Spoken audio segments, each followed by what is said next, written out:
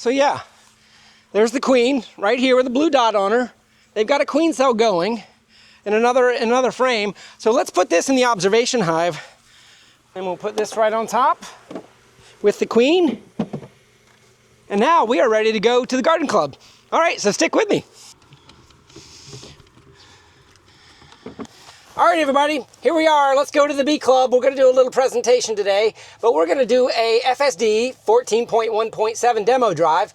I've got my bees in the back of the truck, and I tell you what, this rear view mirror camera, I can pan down, I can see things in the truck, I can open up the tonneau cover and see, but there's my beehive back there in the back left.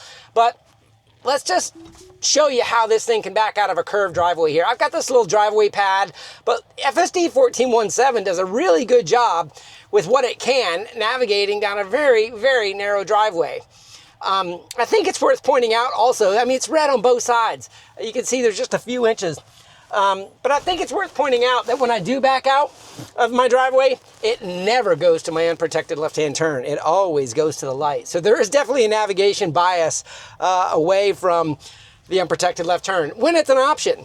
So you see here it's going out to the light. Now we got some pedestrians here with a dog. Great scenario, very slow, cautious. They had the sun in their eyes, so he was kind of covering his eyes just so he didn't have the sun in his eyes, I guess, to see what I was doing. So yeah, I don't know. What'd you think? You guys probably didn't expect me to start off an FSD drive with some beekeeping, did you? But I've got so many different things going on. You know, I did my first impressions drive in the Model Y on 14.1.7, which has not gone wider yet. I'm a little surprised. The drive was great for me. I didn't have any issues. You know, I saw one clip from Devin Olson up in Canada where he almost got into an accident, and he was a little concerned that FSD might not have stopped in time. I don't know if that's the case or not, but I think it's worth mentioning that, you know, he did have that issue is the only thing I can think of that the FSD team might be taking another look at. I had the truck cleaned yesterday, but you can see just parking underneath the trees, I've got a little bit of what is probably sap on the screen. I'm scared to even wash it, but let's see what happens. Let's get some water on it.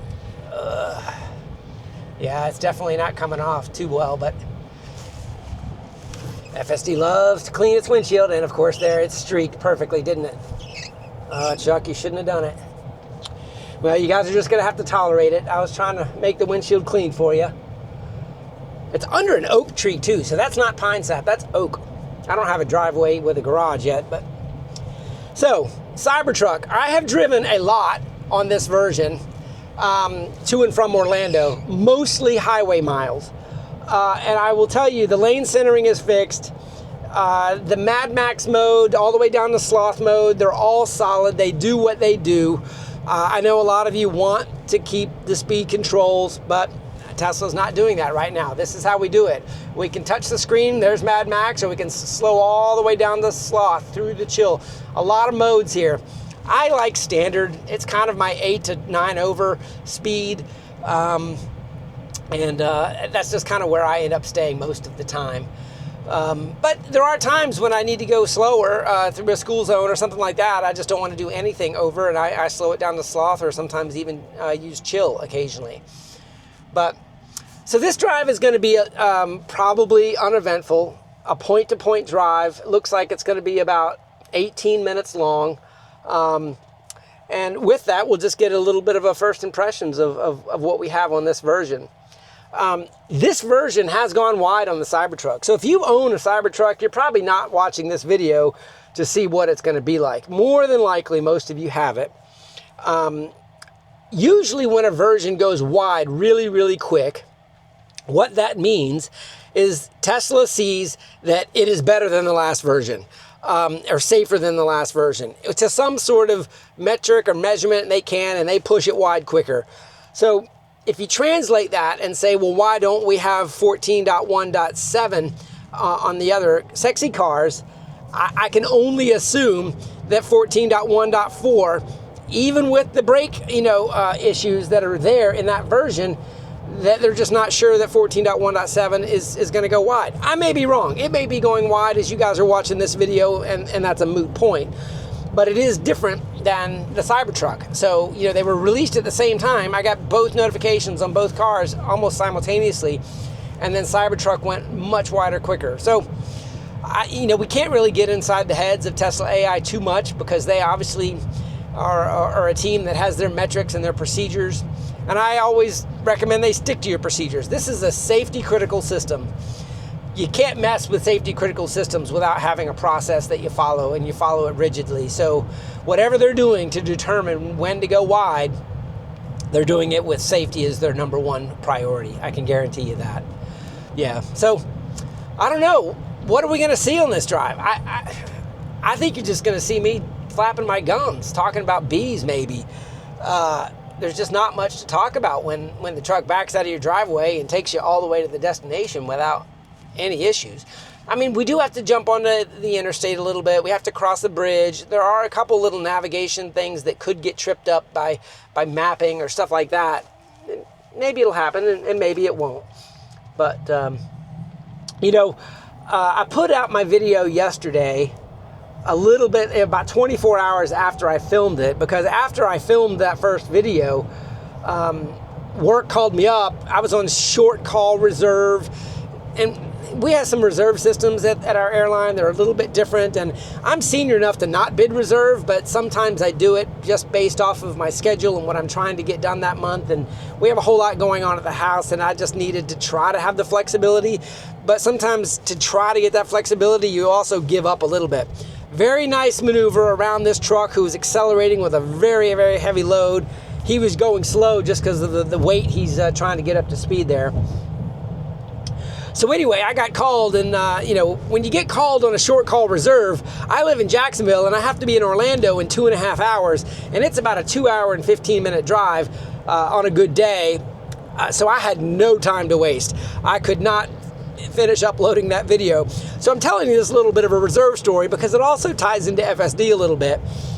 You know, I got in the car not even fully dressed. I didn't have my belt on. I didn't have my shirt all the way buttoned up. I didn't have my tie on.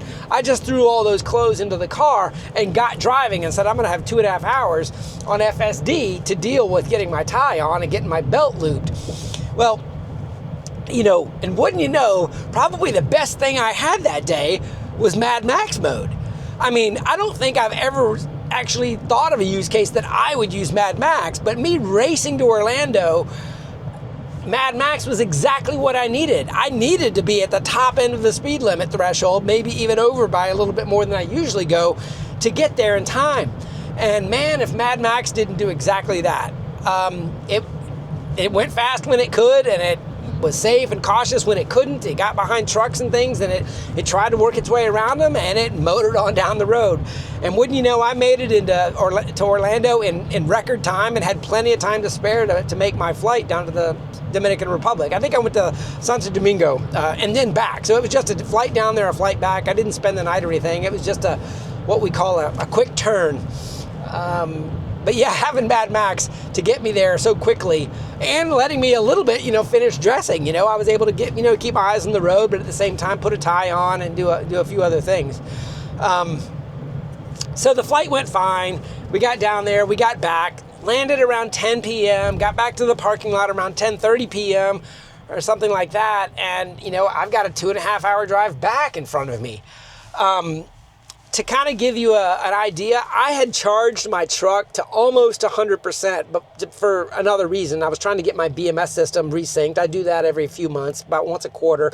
I take it down way below 5%, and I charge it all the way to 100. It's an old technique that Tesla used to recommend to just kind of keep your BMS, your battery management software, kind of in tune with the thresholds of your battery.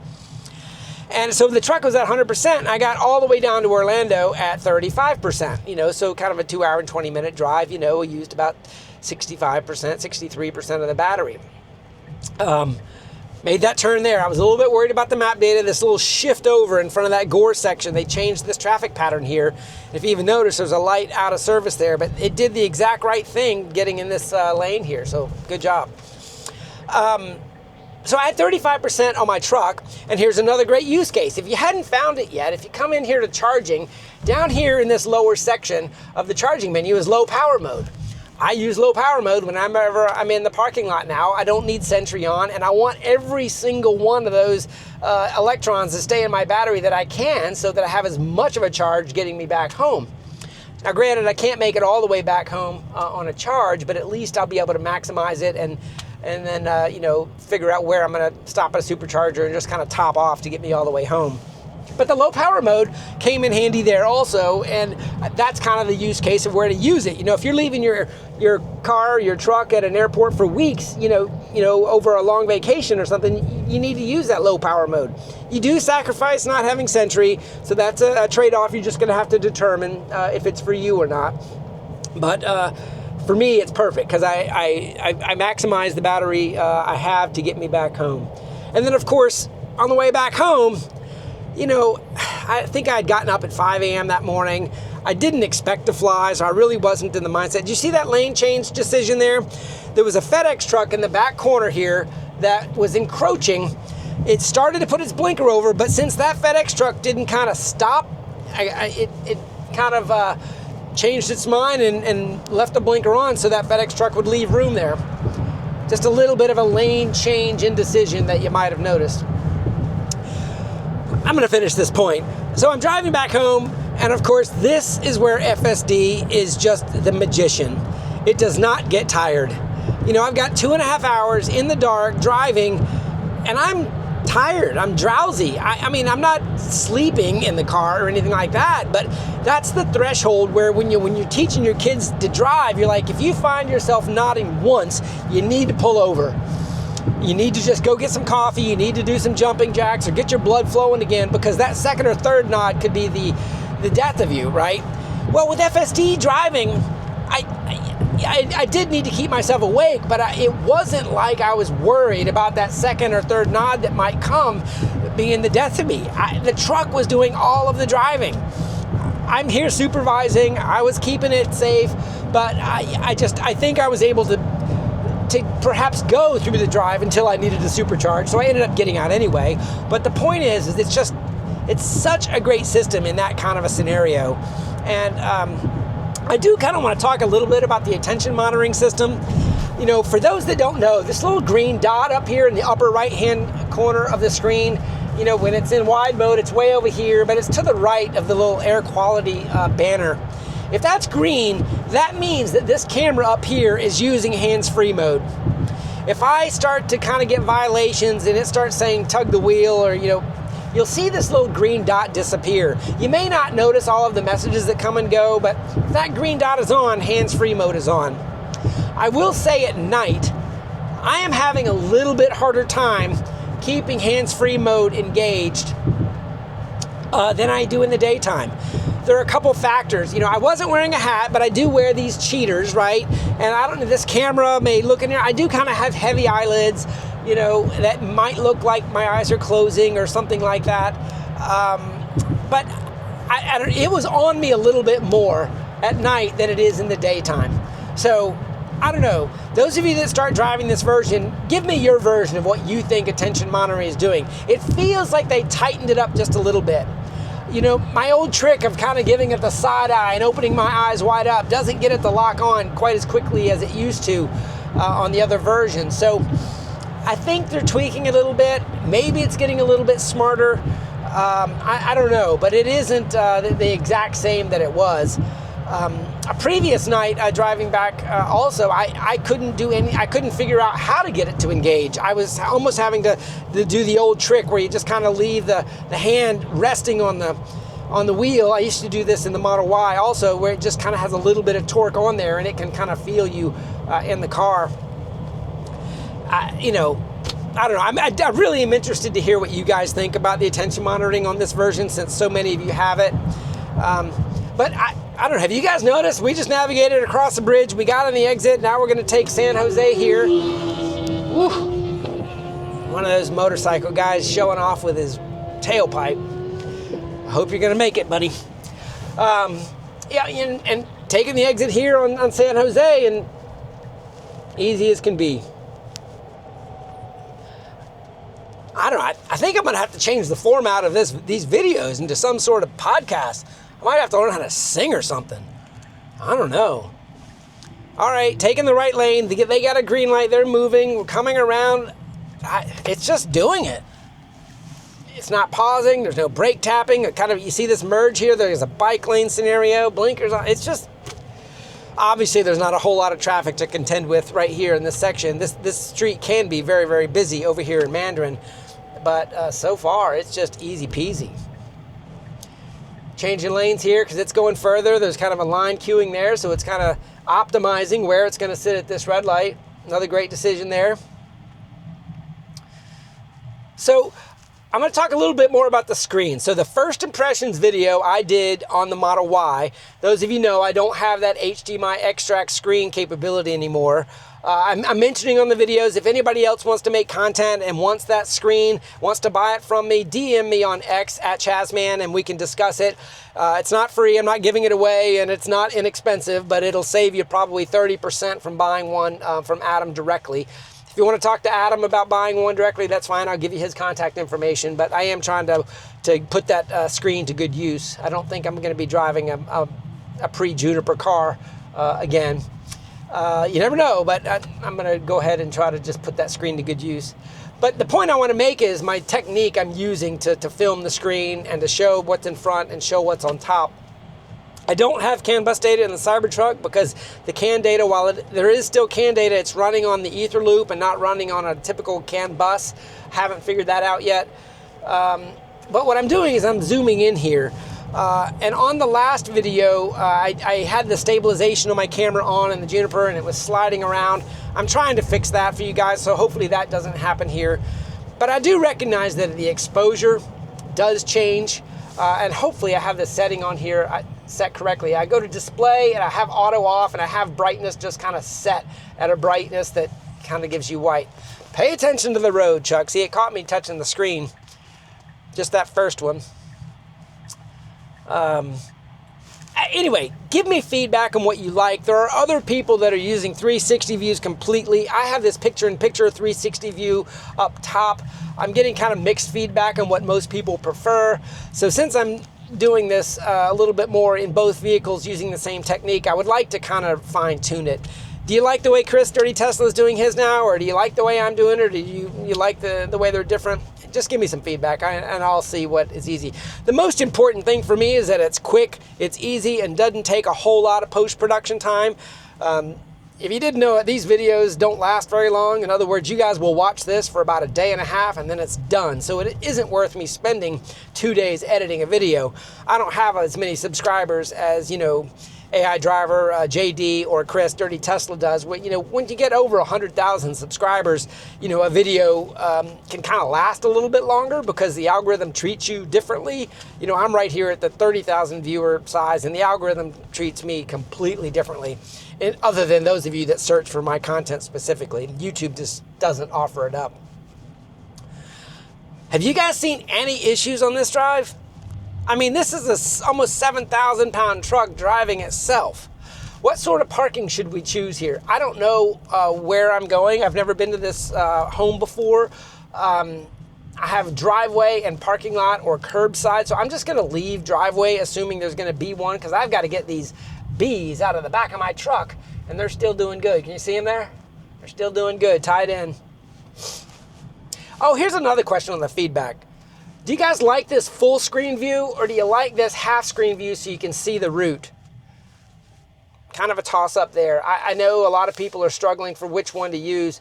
I personally constantly pull this up to make sure the route I'm using is in there, but I think this gives the best view of what the car sees if you prefer. Uh-oh, see that? I don't know why it tapped, but I think that woman with that dog on the sidewalk gave it a little bit of a pause. And I said, uh-oh, as soon as I felt the brake tug. A little bit of a tap. There was probably some chevrons you might have seen there. I don't know. That was not a stutter. That was not the old quote-unquote brake stabbing. That was just a tap to say, what is that VRU, vulnerable road user, pedestrian, doing? That was the first thing I felt other than a perfectly smooth drive on this one, and I'm not faulting that. It was being careful. There was no risk of that woman and that dog coming out in front of me that I could see, so I think it was an unnecessary tap, but that's the only thing I could think of. I love it back here in Mandarin. These old oak trees with the Spanish moss hanging down is just beautiful. Well-marked roads too. You can see in the side cameras, you know, it's perfectly centered on these lanes here when it's well-marked like that. Hey, you know, somebody noticed the other day, jogger on the side of the road, she jumped out. Somebody noticed the other day that when FSD is engaged, you cannot use your screen cleaner. Can't use it yourself. And at the beginning of FSD drives, I have not figured out the pattern. It gives one squirt. It won't do it every time. Maybe it says, oh, it's dirty, it gives us a squirt. But as soon as I hit that self-driving button, occasionally I see a squirt come down. So I'm really interested to see what you guys think about a pattern that's behind that. That's another one of those Easter eggs that FSD version 14 has introduced a little bit. Some people say that's been there a while, and if it has, I apologize. I'm just now noticing it, and I just try to bring things up to you guys when I notice it. All right, following a truck with a trailer, and it's still kind of drawing it as a big truck. We need those new assets we saw. What do you guys think about the rumor about Apple CarPlay? I know you guys are probably going to hate on me for saying this, but I want CarPlay for one reason: integrated Waze. When I do highway drives, I have Waze on my phone specifically for hazard on road ahead, alternate routes to compare. I really want Waze inside of Tesla in some form or fashion. If they're not going to make it an app native, then CarPlay, if that's the next best thing, okay. Having it on my phone works fine, but I have to fiddle with the speaker volume here. Do I use Bluetooth? Depending on whether I want to listen to something else, can the speaker and the audio, it's just a little bit janky. You know, that trailer's going to fit just fine, but the car was giving him room in case he needed to back out. That was handled very, very well. I'm loving this. The truck is just driving so well. Listen, if you guys don't like the looks of the Cybertruck and you're watching this video and you don't want one, that's fine. But you need to buy a car because of FSD, not the way it looks. Get another Tesla. It just is so good. If you're a truck guy and you need a truck, you're not going to feel the same with Blue Cruise. I'm sorry. It's just not the same. Maybe some of these other truck guys are going to figure it out, but this is state-of-the-art truck self-driving right now. And to think that they might even be able to do this with a semi. Oh my gosh. Is it going to pull in the driveway? Look at it. 2988. Here we are. Look at that. All right, everybody, I got to get out and talk to my neighbor here. Hope you guys have a great day, and we'll see you soon.